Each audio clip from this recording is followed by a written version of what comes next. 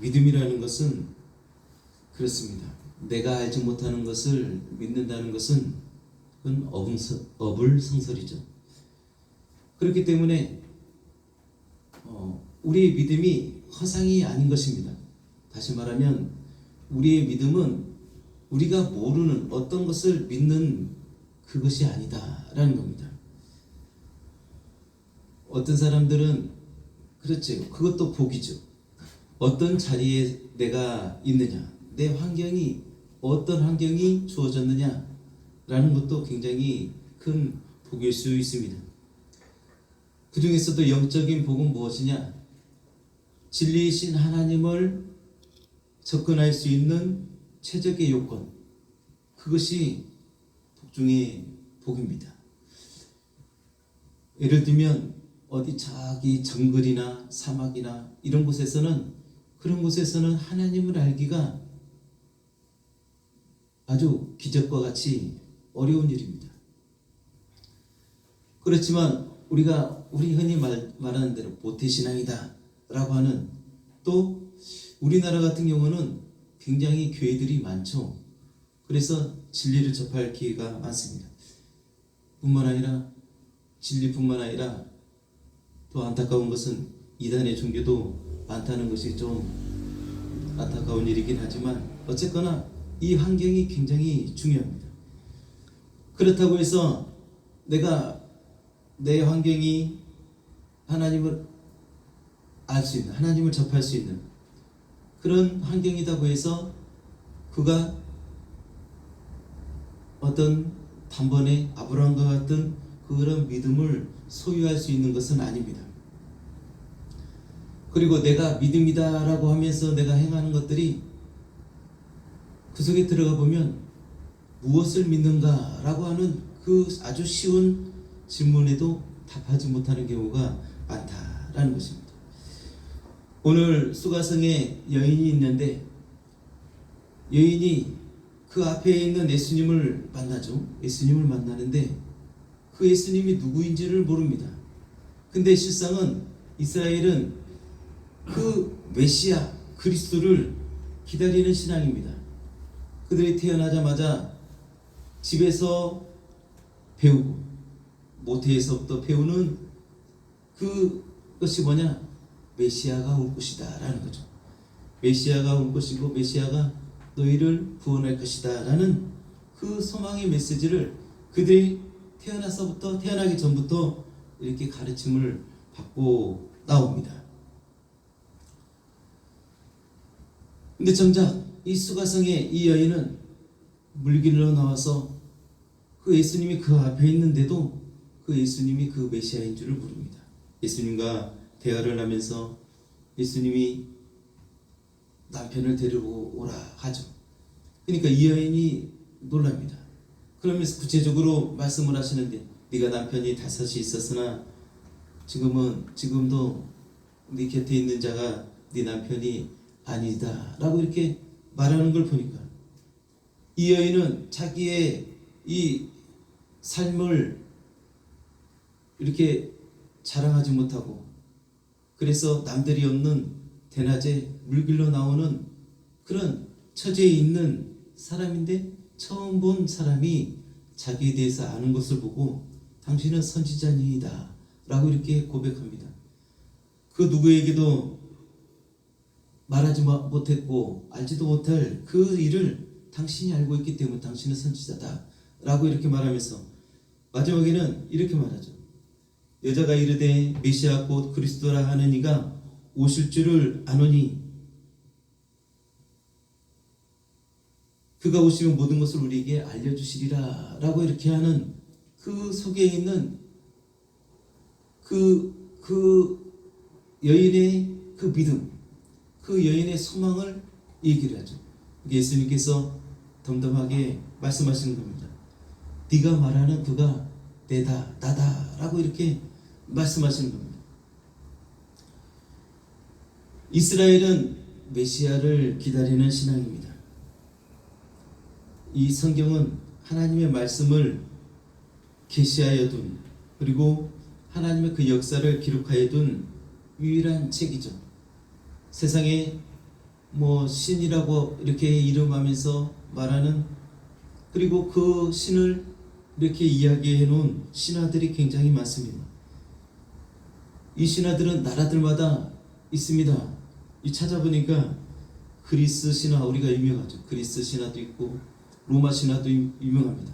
근데 나라들마다 이런 신화들이 없는 신화가 없는 나라들이 없더라고요. 그리스 신화를 기록해 놓은 책은 헤시오도스,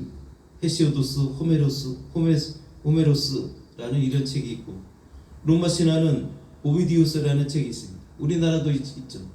우리나라에 그 한국 신화를 기록해 놓은 책이 삼국유사, 단군 신화 뭐 이런 책들이 있습니다. 우리가 단군 신화는 학교에서 많이 배웠을 거예요. 그런 신화들을 기록해 놓은 책들이 있습니다. 근데 성경은 하나님에 대해서 기록해 놓으신 건데, 이 세상에 그 신이라고 하는, 신화라고 하는 것들은 뭐냐? 인간이 하나님을 만드는 거죠. 하나님을 상상하는 거죠. 하나님을 상상해서, 왜냐하면 그 영에는 영혼을 사모하는 그런 기능이 있기 때문에 그렇죠. 그래서 하나님을 상상하여 만들어 놓은 이야기들이 바로 이런 신화들이죠. 근데 성경은 사람이 하나님을 상상하여 그려놓은 것이 아니라 하나님이 우리 인간에게 그 하나님을 나타내 놓으신, 계시해 놓으신 그런 말씀이 기록된 것이 바로 성경입니다. 신화의 내용을 보면 그 상상해서 그려놓은 그런 이야기들, 내용들이 보니까 그 이야기들, 그 내용들을 보면 마치 이런 것 같습니다. 이스라엘 백성들이 광야에서도 그랬죠. 하나님의 형상을 만들, 이것이 하나님의 형상이다라고 만들어 놓은 황금송아지와 같은 그런 맥락입니다. 그들이 만들어 놓은 이야기는 바로 이 우상과 같은 존재다라는 것을 말하는 것입니다. 이 성경을 보니까 좀 신기한 것이 뭐냐면, 이 창세기 장면을 보면 1장에서 12장까지 하나님이 천지를 창조하신 그 장면이 나옵니다. 우주를 창조하고 거기에 지구를 창조하고 그런 모습들이 쭉쭉쭉 나오는데, 이 말씀을 기록한 저자는 모세라고 알려져 있습니다. 모세는 누구냐? 상상 속의 인물이 아니라 한 세대를 살아간 역사 속 인물인데, 이 모세는 이스라엘 족속이 애굽에서 노예를 살던 시대에 태어났습니다. 그 시대에 그 바로 왕이 식민지로 살았기 때문에 지금부터 태어나는 남자아이는 다 죽여라 라고 하는 그런 명령이 서슬퍼릇하게 이렇게 명령이 내려졌던 그 시대입니다. 그래서 모세도 그 당시에 태어났기 때문에, 남자아이로 태어났기 때문에 죽었어야 마땅합니다. 근데 그 부모가 이 아이를 사랑해서 잘 지키고 있다가 나중에는 결국은 안 되어서 갈대상자로 이렇게 물이 들어오지 않게 잘 싸서 그 속에 아이를 넣고 그 강에 띄워보내죠. 우리가 알고 있다시피 그 나일강을 떠내려가던 그 갈대상자에 있던 그 모세를 바로의 공주가 발견하고 그 궁궐에서 이 모세를 키우게 되는 거죠. 그래서 이제 모세가 이 얘기를 보면 40살 때에 이제 그 어떤 일이 있어서 광야로 나가서 거기에서 또 80세까지 자라죠. 자라고 하나님께서 부르심이 있어서 그를 하나님이 불러서 애굽에서 이스라엘을 구출해내는 그런 귀한 종으로 하나님께서 쓰셨습니다.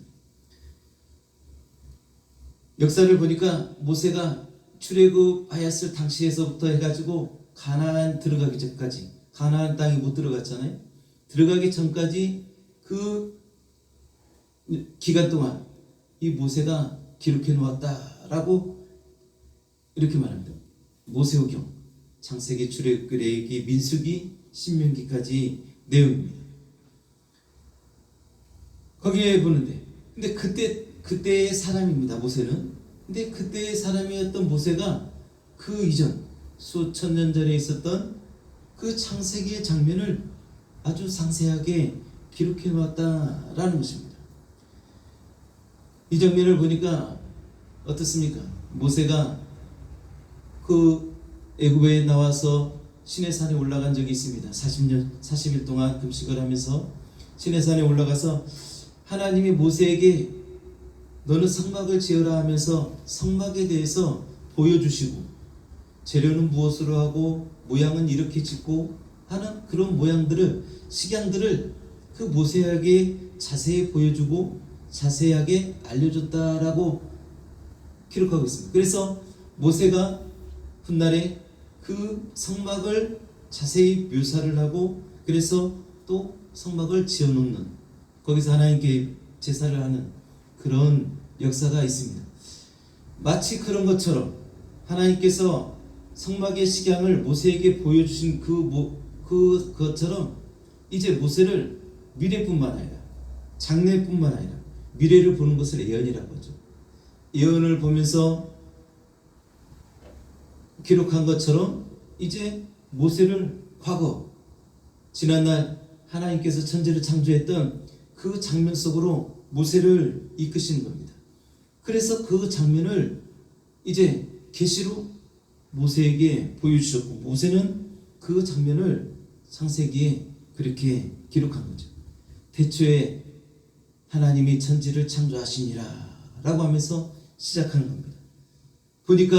모세가 보니까 하나님이 천지를 창조하셨다라는 그 장면을 보고 그 현장의 소리를 들으면서 기록했다라는 것입니다. 그러면서 나중에 그 하루가 지나고 이틀이 지나고 할 때마다 모세가 기록했던 그 말씀이 뭐냐면 하나님이 말씀으로 하나님께서 말씀하시니 그대로 되니라 라는 거예요. 아니 보니까 하나님이 묻히 드러나라고 말씀하시니까 세상이 천지가 바뀌면서 움직이면서 묻히 드러나는 그 현장을 봤기 때문에 그렇게 기록해 놓으신 것입니다.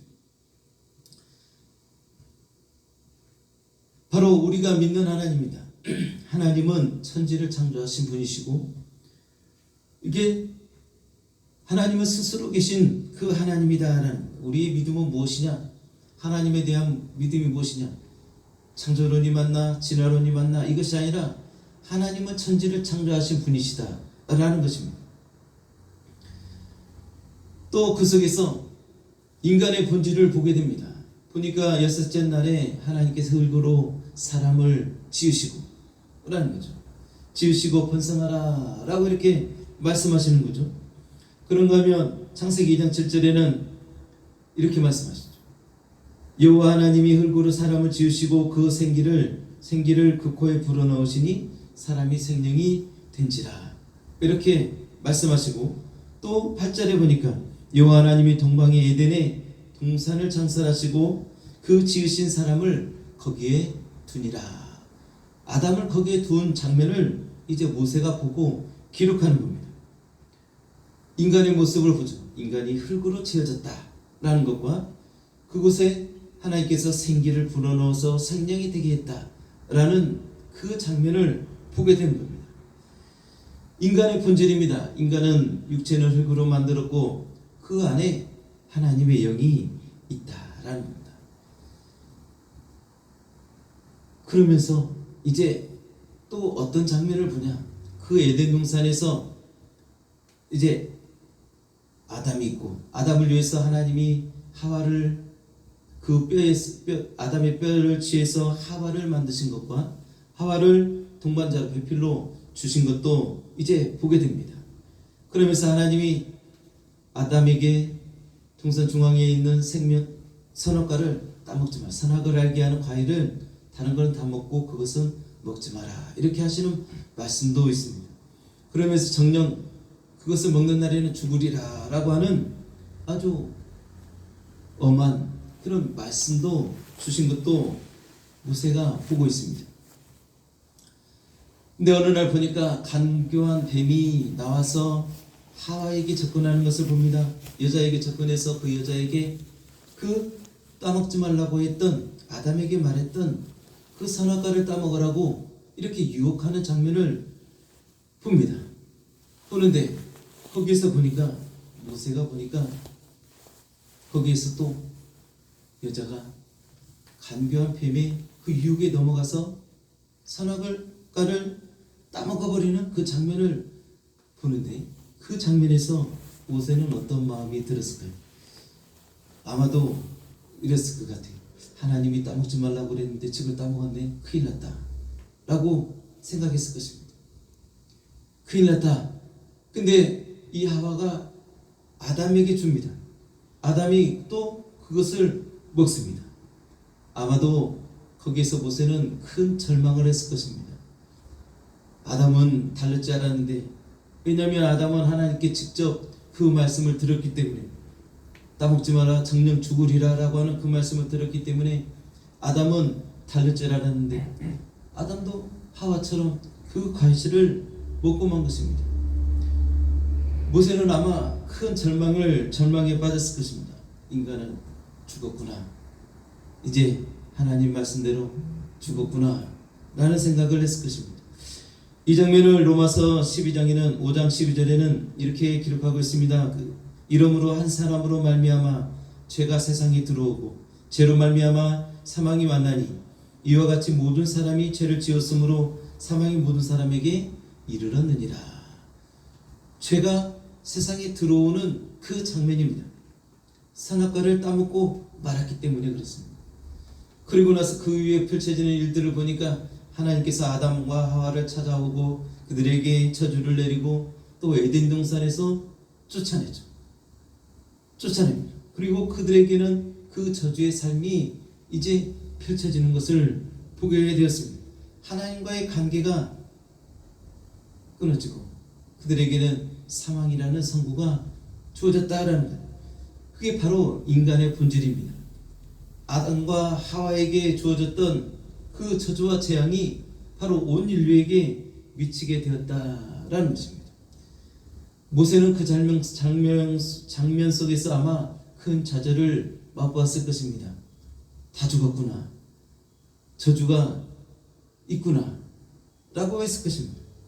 근데 그것으로 끝이 아니라 하나님께서 말씀하시기를 여인의 후손이 너희에게 올 것인데 그 후손으로 말미암아 너희가 구원을 얻으리라 라고 하는 그 메시지입니다. 다시 말하면 메시아가 올 것이다 라는 것입니다. 이스라엘은 메시아를 기다립니다. 왜? 그 메시아가, 그리스도가 모든 저주 가운데서 구원할 것이기 때문에 그렇습니다. 이스라엘의 믿음은 그래서 이 메시아를 기다리는 믿음입니다. 오늘도 보니까 이 수가성의 여인도 그 믿음을 가지고 있었던 것입니다. 그의 마음 가운데, 영혼 가운데 있는 것은 뭐냐? 메시아가 오신다. 메시아가 오신다. 메시아가 오셔서 우리를 구원하신다 라고 하는 그 믿음이 그들 가운데 있다라는 것입니다. 여자가 가로되 메시아 곧 그리스도라 하는 이가 오실 줄을 내가 아느니 그가 오시면 모든 것을 우리에게 구하시리라 라는 것입니다.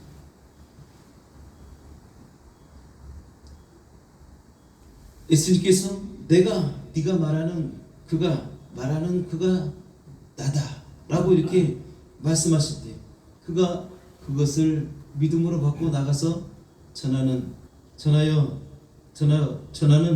그 장면을 우리가 보는 것입니다. 이 대화처럼 이스라엘 모든 자손들은 누구나 할 것 없이 다윗의 자손을 통하여 오리라 라고 말씀하신 하나님의 약속을 기다렸다라는 것입니다. 누가복음 2장 24절에 보니까 이제 여기서도 예루살렘에 시몬이라는 사람이 있으니 이 사람이 의롭고 경건하여 이스라엘의 위로를 기다리는 자라 성령이 교회 위에 계시더라. 이에게도 네가 죽기 전에 메시아를 부리라. 네가 죽기 전에 그 그리스도를 이 약속이 이루어지는 것을 보리라라고 하는 그 약속을 받았죠. 또 36절에 보니까 아셀 지파 바누엘의 딸 안나라는 그 선지자가 있는데 이 선지자도 마찬가지입니다. 네가 죽기 전에 메시아를 보리라라고 하는 그 약속을 받고 그 마리아와 함께 오는 그 예수를 보고 크게 기뻐했던 그 사실을 우리가 보고 있습니다. 볼 수 있습니다. 요한복음 1장 45절에 보니까 빌립이 나다네엘을 찾아가서 말을 하는 장면이 있습니다. 나다네엘을 찾아 이르되 모세가 율법에 기록하였고 여러 선지자가 기록한 그 일을 우리가 만났다라고 이렇게 말합니다. 그러니까 나다네엘, 그 사람이 나사렛 사람인데 나다네엘이 말하기를 나사렛에서 무슨 선한 것이 나겠느냐라고 이렇게 구체적으로 말하죠. 왜냐하면 나다네엘은 메시아를 그리스도를 기다리는 사람인데 성경에는 뭐라고 나오냐면 베들레헴에 올 것이다 라고 했기 때문에 나사렛이라는 이름을 듣고 거기에서는 선한 것이 날 수 없다라는 그런 의미로 말을 하는 것입니다. 이처럼 이스라엘은 누구나 남녀노소 누구나 그 메시아를 기다리는 그 믿음이 그 소망이 그들에게는 있었다라는 것입니다. 우리의 믿음은 무엇입니까? 우리의 믿음은 무엇이 할까요? 그냥 막연하게 믿는, 믿어봐 해서 믿는, 어머니가 부모님이 믿어서 나도 따라가는 그런 신앙이 아니라 내게 다가오는, 내게 알게 하시는 그 하나님을 우리가 인격적으로 만나야 된다라는, 알아야 된다라는 겁니다. 창조주 하나님, 그 하나님을 우리가 창세기를 통해서 알아야 하고 또 그 안에서 인간의 본질을 알아야 되고 인간이 죄인되었음을, 그래서 내가 죄 가운데 태어났고 내게 있는 저주, 사망이 내게 있다라는 것을 알아야 한다는 거예요. 알 때 비로소 내게 사망이 있구나. 그러면 이 사망에서 내가 자유하고 내가 살 길은 무엇인가라는 그 고민을 하고 그 고민 속에서 하나님께서 우리에게 주신 메시아 예수 그리스도를 만나야 된다라는 겁니다. 이스라엘은 안타깝게도 지금까지도 메시아를 기다리고 있습니다. 2000년 전에 그 예수 그리스도는 오셨고 그래서 인류의 온 저주와 재앙을 위해서 십자가에 달리셨고 그래서 그 인류의 모든 죄를 대속하시고 부활하시고 승천하셔서 하나님 보좌 우편에 이미 자정하에 계신 분입니다. 근데 이스라엘은 그 예수가 그때 그 예수님이 메시아인 줄 알지 못하고 지금도 기다리고 있다라는 겁니다. 예수님께서 말씀하시기를 내가 그인 줄 알지 못하면 너희 죄가 그대로 머물러 있다라고 이렇게 말씀하고 계시는 겁니다. 왜냐하면 내가 그인 줄 알아야 너희 죄가 사함을 받을 수 있기 때문에, 죄에서 자유함을 얻을 수 있기 때문에 그렇다라는 것입니다. 우리가 예수를 믿는다는 것은 바로 이것입니다.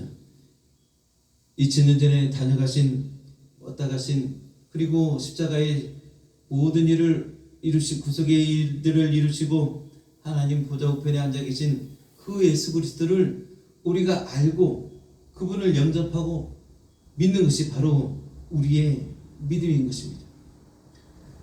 이 땅에 오신 예수, 그리고 나와 모든 인류의 죄를 구속하신 그 예수를 알고 믿고 그분을 영접하고 그분을 우리 영 가운데 모시는 것이 바로 우리의 믿음이다라는 것입니다. 인류의 가업은 무엇이냐? 일생을 살면서 예수님을 만나는 일입니다. 이 메시아를 만나는 일입니다. 그리고 그 예수를 우리 영 가운데 모시고 영접하고 그리고 그 예수로 사는, 예수로 사는 그 일이 바로 우리의 소명인 것입니다. 아멘. 우리의 믿음이고 우리의 신앙생활은 뭐냐? 바로 이 예수를 우리 안에 모시고 내가 예수로 말미암아 살아가는 그 삶을 날마다 살아가는 그 일이 바로 우리의 신앙생활이다라는 겁니다. 그래서 이제 이스라엘이 메시아를 기다리는 것처럼 우리가 다시 오실 예수, 그 예수를 기다리는 것이 우리의 믿음이다라는 것입니다.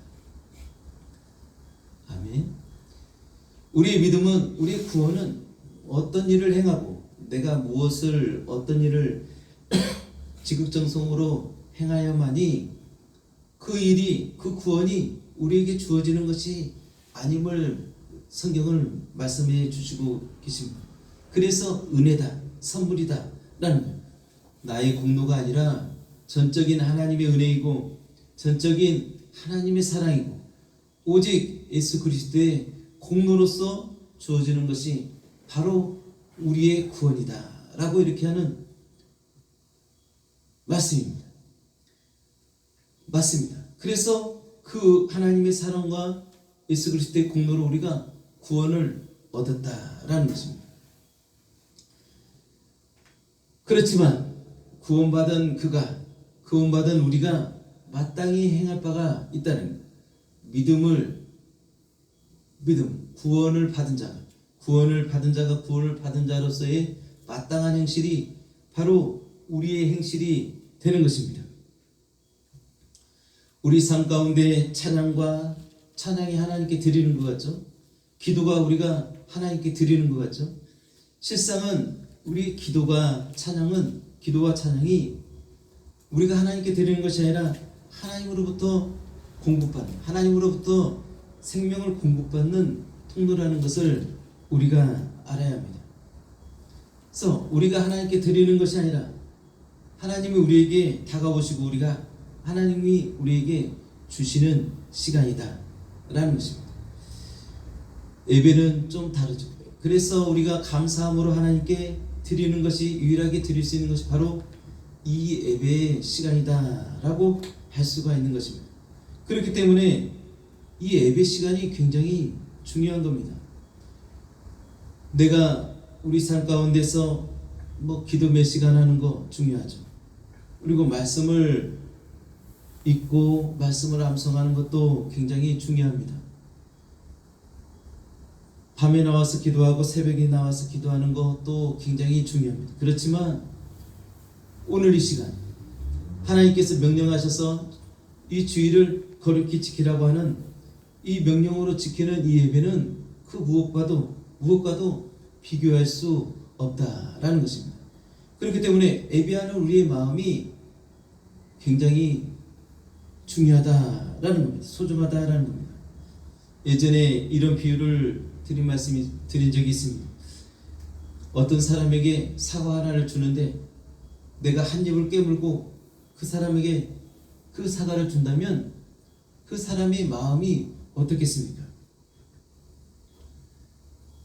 마치 예배 시간을 온전히 드리지 못하고 그 마음이 온전하지 못하면 마치 이런 것과 같지 않을까라는 생각입니다.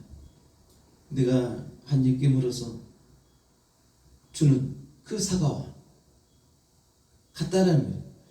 또 구약의 제사를 지낼 때 그 제사장들의 역할 중에 하나가 뭐냐면 병든 거, 저는 거, 썩은 거 이런 것이 있는가 검수하는 것이 그 제사장들의 일과 중에 하나였습니다. 그래서 양을 가지고 오면 그 양을 이빨을 보고 어디 다른데 몸을 이렇게 돌아보고 그래서 흠이 있는가 이렇게 검수하는 그 작업이 있습니다. 그래서 흠이 있으면 다시 돌려보내고 하는 그런 작업이 있습니다. 오늘의 우리의 모습이 어떤가를 한번 돌아보면 좋겠습니다. 내 모습이 내가 지금 하나님께 예배하는 이 모습이 지금 산제물로 하나님께 산제사로 드리는 시간인데 내 스스로를 돌아보아서 내가 지금 저는 모습, 병든 모습은 아닌가? 내 영적인 상태가, 내 마음의 상태가 혹시 그런 것은 아닌가? 돌아볼 필요가 있다라는 거예요.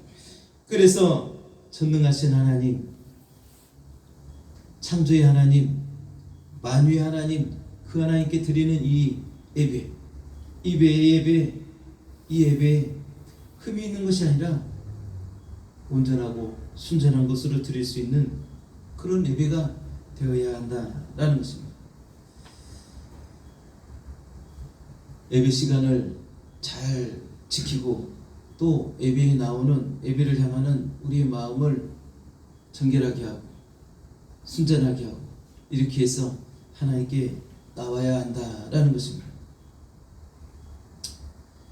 아멘. 네. 우리의 믿음을 점검하고 우리의 단이, 하나님께 드리는 그 단이 혹시 그 단이 무너지진 않았는지, 어디 돌이 하나 빠져 있진 않았는지 우리가 돌아보아서 온전히 하나님께 드리는, 하나님께 나아가는 나와 여러분이 되시기를 예수 이름으로 축복합니다. 이스라엘 백성들이 그 메시아를 기다림에, 밤낮으로 기다림에 어떤 사람이 나타나서 하나님의 말씀을 전하면 저 사람이 혹시 선지자인가? 저 사람이 혹시 메시아인가? 라고 하는 그들의 쫑긋 써있는 그 안테나처럼 그들의 마음이 그랬다라는, 실제적으로 세례 요한이 회개하라 천국이 가까웠다라고 선포하니까 그가 메시아인가? 사람들이 온 어떤 일상의 생활들을 다 접어두고 그에게 나와서 그의 말씀을 듣고 그에게 집중하였던 것을 우리가 알고 있습니다. 그런 것처럼 우리의 삶이, 우리 삶 가운데서 우리의 중심이 온전히 하나님께 향해서 하나님이 우리에게 뭐라고 하시는가 이렇게 집중하는, 마음을 모으는 우리의 신앙생활이 되기를 예수 이름으로 축복합니다. 아멘. 자, 우리 이 시간 하나님 말씀을 생각하면서 기도하십니다.